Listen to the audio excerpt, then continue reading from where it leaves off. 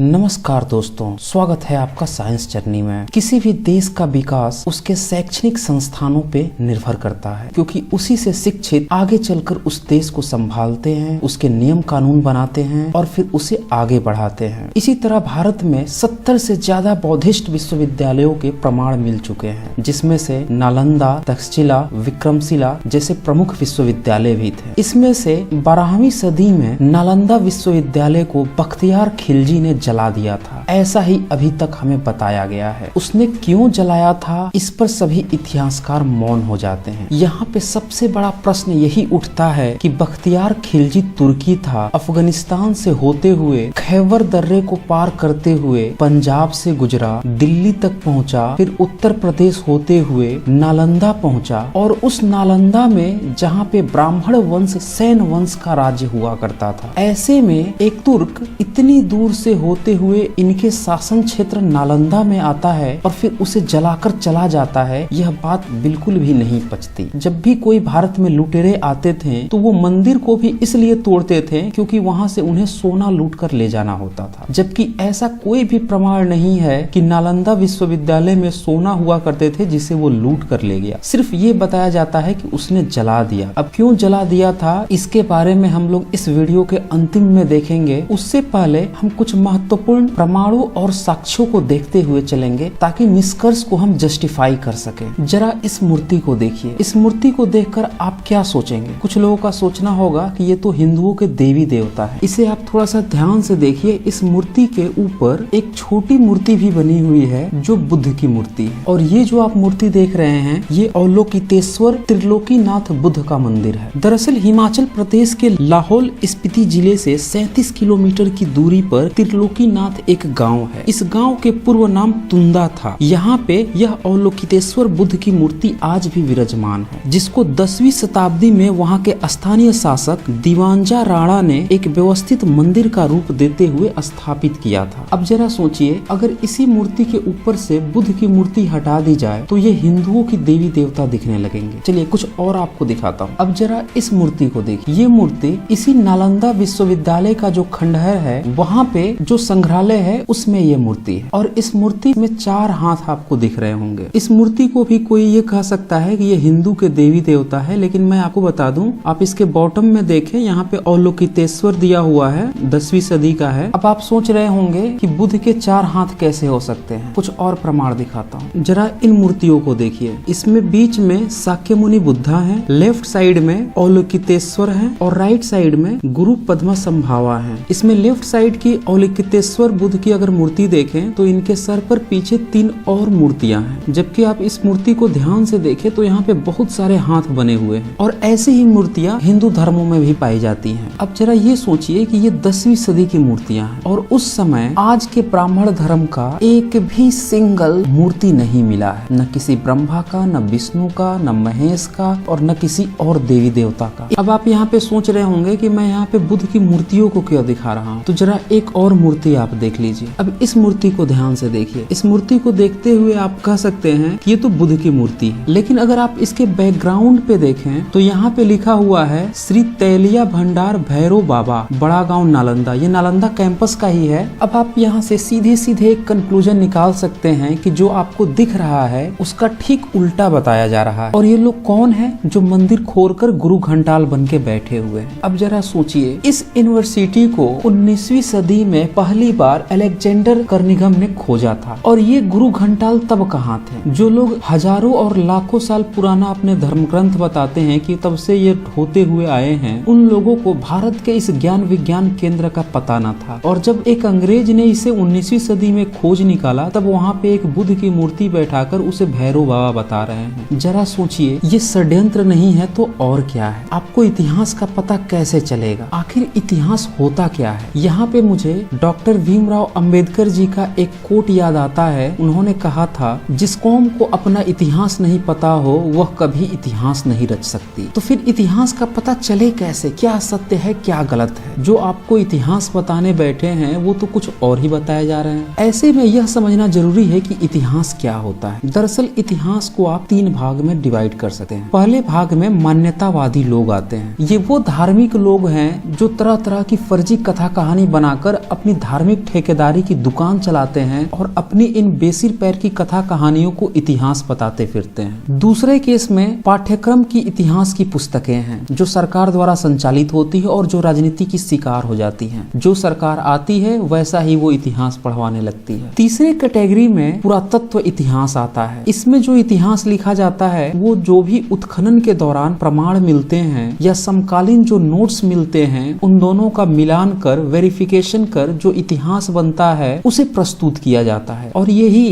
पिछले दोनों की तुलना में सबसे ज्यादा प्रमाणिक होता है। अब आपको तय करना है कि आप प्रमाणिक इतिहास पढ़ना चाहते हैं या इन गुरु घंटालों की कथा कहानी को इतिहास समझकर वास्तविक इतिहास से दूर रहना चाहते हैं। ऐसे ही पुरातात्विक इतिहासकारों में एक इतिहासकार हैं राजीव पटेल जी, जिनकी अभी एक किताब आई है वैदिक युग का घालमेल। यह बहुत ही बेहतरीन पुस्तक है, इसे आप सभी को जरूर पढ़ना चाहिए। इसका मैंने डिस्क्रिप्शन में लिंक दे दिया है और उसी के रेफरेंस से मैं यहाँ पे नालंदा विश्वविद्यालय का वास्तविक कारण क्या था उसके बारे में बताऊंगा। दरअसल नालंदा विश्वविद्यालय वर्तमान बिहार राज्य में पटना से 88.5 किलोमीटर दक्षिण पूर्व और राजगीर से 11.5 किलोमीटर उत्तर में एक गांव है, वहीं पे यह स्थित है। 19वीं सदी में अलेक्जेंडर कर्निघन ने इस विश्वविद्यालय की खोज की थी। यहाँ 10,000 छात्रों को पढ़ाने के लिए 2,000 शिक्षक थे। कई सारे विदेशी यहाँ पे पढ़ने आते थे, जिसमें से हैनसोंग और इत्सिंग ने कई वर्षों तक यहाँ पे पढ़ाई भी की थी और उनने अपने यात्रा वृत्तांत में बहुत कुछ इसके बारे में लिखा है। हैनसोंग ने लिखा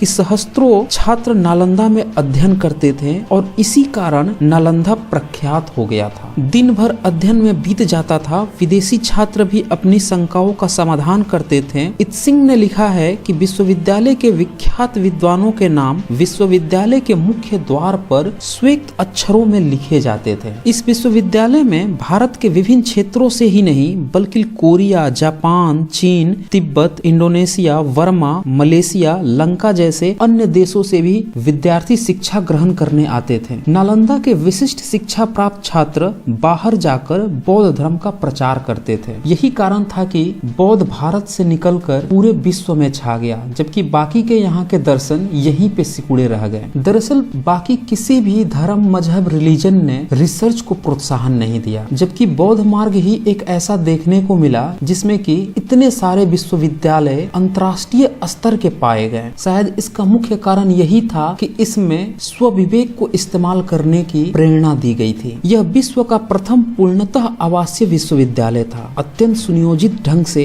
और विस्तृत क्षेत्र में बना हुआ यह विश्वविद्यालय स्थापत्य कला का अद्भुत नमूना था। इसका पूरा परिसर एक विशाल दीवार से घिरा हुआ था, जिसमें प्रवेश के लिए एक मुख्य द्वार था। उत्तर से दक्षिण की ओर मठों की कतार थी और इनके सामने अनेक भव्य स्तूप और विहार थे। इन सभी स्तूपों में भगवान बुद्ध की विभिन्न मुद्राओं में मूर्तियां बनी हुई हैं। यहाँ पे एक बात ध्यान दीजिएगा कि यहाँ पे बुद्ध के लिए भगवान शब्द यूज किया गया है और भगवान का मतलब जो हिंदी का भगवान है ईश्वर वो नहीं होता है। पाली में भगवान का मतलब होता है जो अपने अंदर के विकारों को मार दे, यानी कि एक इंसान के उच्चतम अवस्था को भगवान कहते हैं। केंद्रीय विद्यालय में 7 बड़े कक्ष थे और इसके अलावा 300 अन्य कमरे थे। इनके व्याख्यान हुआ करते थे। कमरे में सोने के लिए पत्थर की चौकी होती थी। दीपक, पुस्तक इत्यादि रखने के लिए आले बने हुए थे। प्रत्येक मठ के आंगन में एक कुआं बना था। 8 विशाल भवन, 10 विहार, प्रत्येक विहार में भगवान बुद्ध की मूर्ति, अनेक प्रार्थना कक्ष तथा अध्ययन कक्ष के अलावा इस परिसर में सुंदर बगीचे तथा झीलें भी थी। लेकिन इतने बड़े ज्ञान के भंडार के विश्वविद्यालय को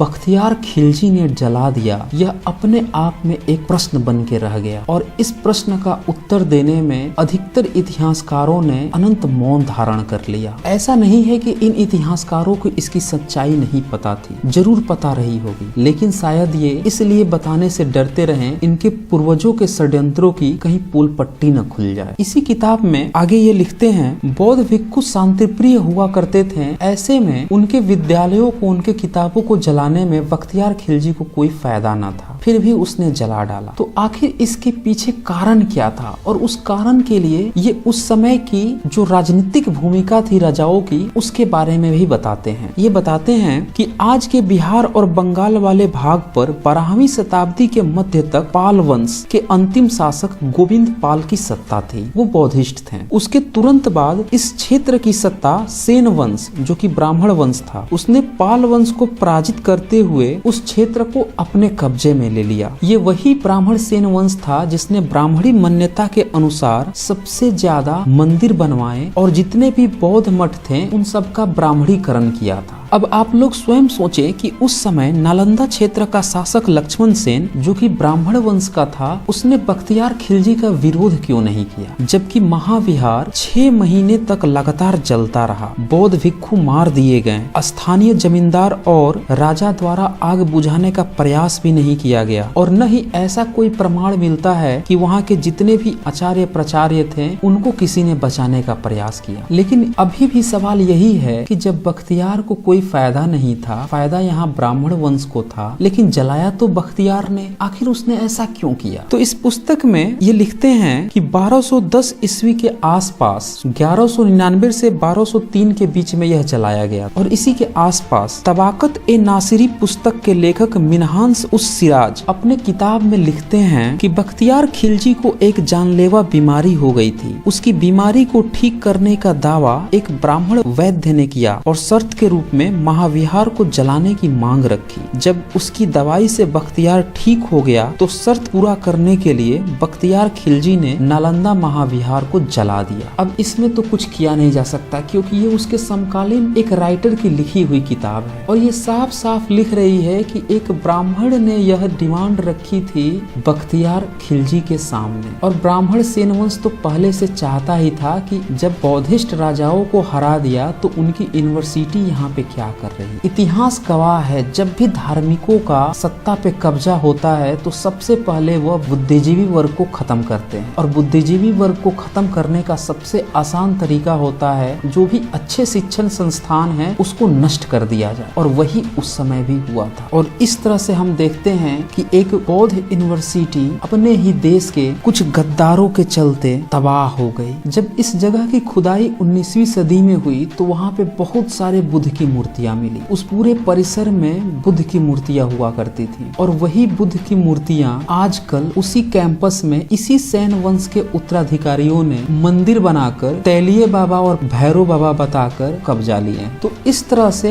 एक नास्तिक बुद्ध, ज्ञानी बुद्ध को पहले धर्म बनाया गया, फिर उन्हें ब्रह्मा विष्णु महेश बना दिया गया और फिर उनके नाम पर चढ़ावा चढ़ाने जाने लगे। जरा सोचिए, नालंदा विश्वविद्यालय से पहले वो बुद्ध थे और आज की डेट में वो तरह तरह के देवी देवता बन गए। ये है पाखंड धर्मों का। कल की डेट में जो हमारे महापुरुष हैं, यूनिवर्सिटीज के बाहर उनकी मूर्तियां लगती हैं या चौराहे पर लगती हैं, उनके ऊपर कोई मंदिर बना के और चढ़ावा लेने का धंधा शुरू कर दे और कहे हम इनके नाम पर एक धर्म चला दिए। वही हुआ बुद्ध के साथ भी, बुद्ध धर्म बना दिया। और जिन लोगों ने बुद्ध धर्म का विरोध किया तो फिर बुद्ध को ही सिंदूर, टीका, कपड़े बदलकर ब्रह्मा विष्णु महेश और दुर्गा और काली बना दिया। शुरू हो गया एक नया धंधा। तो ये है भारत का एक्चुअल इतिहास। आप समझ सकते हैं कि नालंदा विश्वविद्यालय जलाने के पीछे कितना बड़ा षड्यंत्र रहा था, कैसे एक मार्ग को धर्म में बदल दिया गया और इस सच्चाई को दबाने के लिए तरह तरह की फालतू फालतू किताबें लिखी गई। एक खास बात इस नालंदा विश्वविद्यालय की ये रही कि यहाँ पे जो प्रमाण मिले हैं उसमें न तो संस्कृत मिला और न ही कोई धार्मिक ग्रंथ। तो मिलता भी कहाँ से, क्योंकि ये सारी देवी देवता और ये कथा कहानी तो इस विश्वविद्यालय के नष्ट होने के बाद बनी है। वहाँ पे पाली के प्रमाण मिले हैं, वहाँ पे अन्य क्षेत्रीय भाषाओं के प्रमाण मिले, लेकिन संस्कृत का एक सिंगल प्रमाण नहीं मिला। तो इस तरह से ये पूरे के पूरे ढकोसले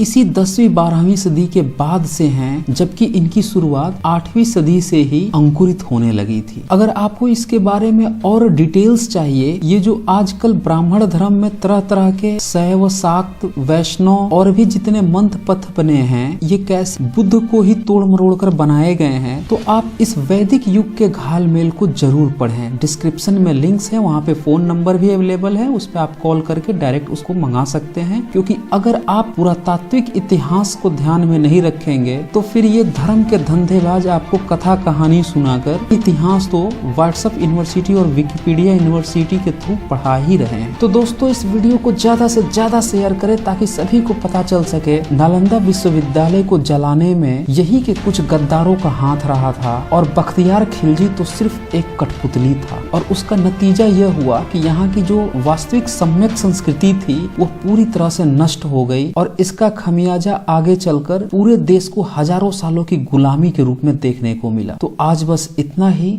धन्यवाद।